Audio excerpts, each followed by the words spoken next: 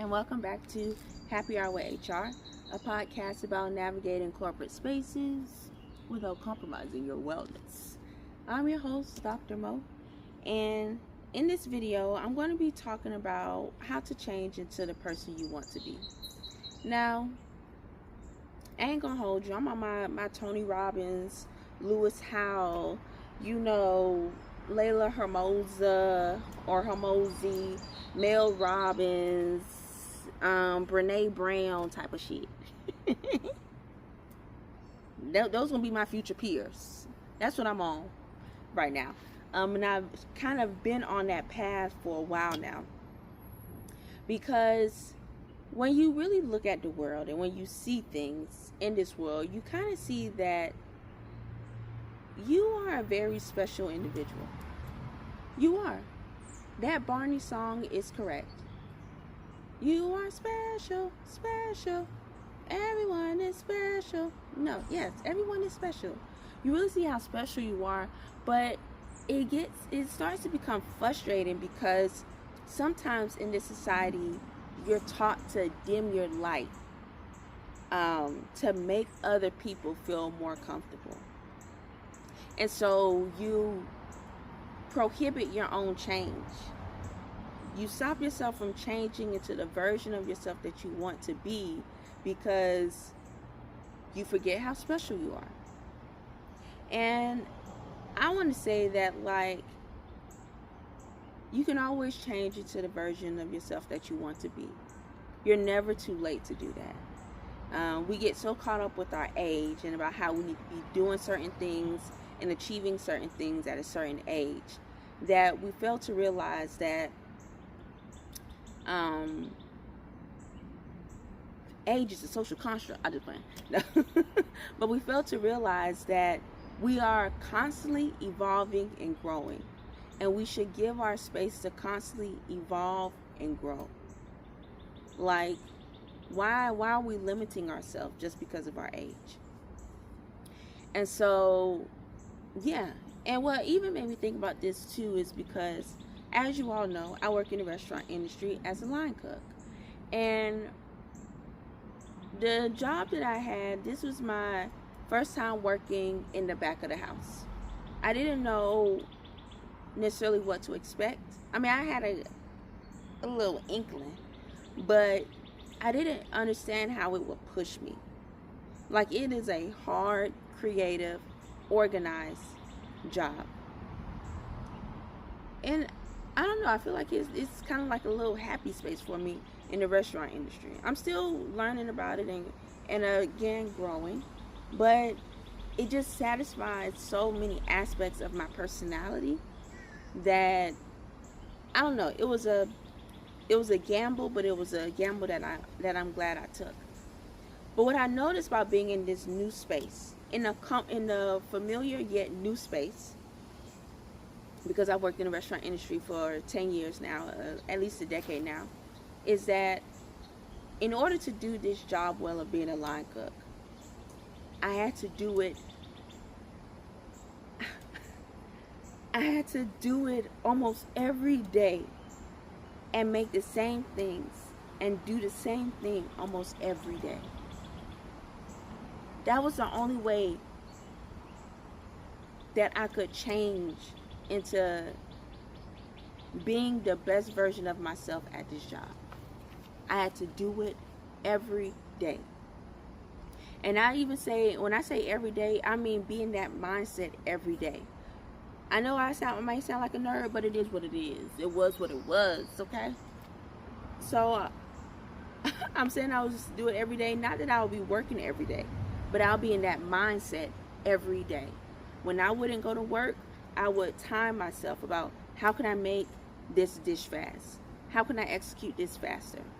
When I wouldn't be at work, I would practice my cutting techniques. Because I was committed to not allowing this job to stress me out. And the way that you don't allow a job to stress you out is that you become good at it. Become good at it. Become good at it. And so I would be in that line cook mindset every day, because I wanted to change how I showed up in this space. I wanted to change my confidence level in this space. And in order for me to do that was to, and this goes to the point that I wanted to make. In order for me to do that, I needed to obsess over this. And that is when we think about how do we change into who we want to be, I would say the number one way to do that is to be who you want to be every single day. But how do you be that? How do you be who you want to be every single day? Well, number one, you obsess over it. I mean, morning, noon, night, you obsess over it. Number two, you find a community so that y'all can talk about y'all obsession over this thing. Find somebody find people that are into what you are obsessing over. Okay? And number three, don't entertain any other version of yourself. Now, when I say this third one, again, we are so special. We're such special human beings. And sometimes we can see ourselves as doing this. Sometimes we can see ourselves as doing that. And when we play into those fantasies, we also have to understand that where we are taking our mind, that's where we're taking our focus. So for me, for example, y'all know I have my Bachelor's of Science in International Studies. Sometimes I think about this idea of being a foreign service officer. It's just kind of like, what if I actually went that government route? What would my life be like? But when I start to think that way, I start to shift all my attention that way and my focus. And it doesn't allow me, again, to be the best version of myself in the moment. And so I say to that, whenever you might get those inclinations of like, what if I was this? Redirect yourself. Because first of all, you didn't go that way, that path, for a reason. So don't forget that. But secondly, what if you are amazing at what you're doing right now? Why hold yourself back? And if this is the version of yourself that you want to be, why not be that best version of it? So, don't be afraid to change into it. Like the old version of yourself, that was an old version of yourself. Step into the new with who you are. And like, again, going back to that example, yes, I can have these ideas about working in government, but when I look at the core of who I am, working in government would only be a way for me to have financial security and all that other stuff. I mean, it sounds the way I'm saying it's like, bitch, why wouldn't you want that for yourself? But again, just understanding who I am, I know that money in itself is not the thing that will make me happy. I need a job that allows me, or I need to be in a career or professional space that allows me to be creative. I need to be in a professional space that's a little bit more project oriented. Like there's a clear start and a clear stop time. I need to be in a professional space. I need to be in a professional space that allows me to constantly keep growing and learning and questioning and improving. And if I'm not in those type of spaces, I'm going to keep trying to pivot until I can find those spaces. And it's difficult to pivot. It's difficult to job hop. Even though some might think from the outside looking in that is a frivolous act or something that's fun, when you job hop, it's not fun. It really isn't. And so, but overall, you really need to sit with who you are and who you want to change into. And in this space in my life, I want to change into somebody that is serious about productivity, that is serious about execution, that is serious about creativity. And what being a line cook allows me to do is look at those things. It allows me to look at productivity. It allows me to look at efficiency. It allows me to look at creativity. And so, I went on a tangent. But I would say that in order for me to even get to that mindset, I had to see how I was transforming in that workspace. And I started to question myself as to, how is this transformation even happening? How am I doing this? And the key thing that I was doing was that I was obsessing over the job. Obsessing over it. And then it also helped that I was doing the job almost every single day. Almost every single day I was making maybe about 40, 50 salads.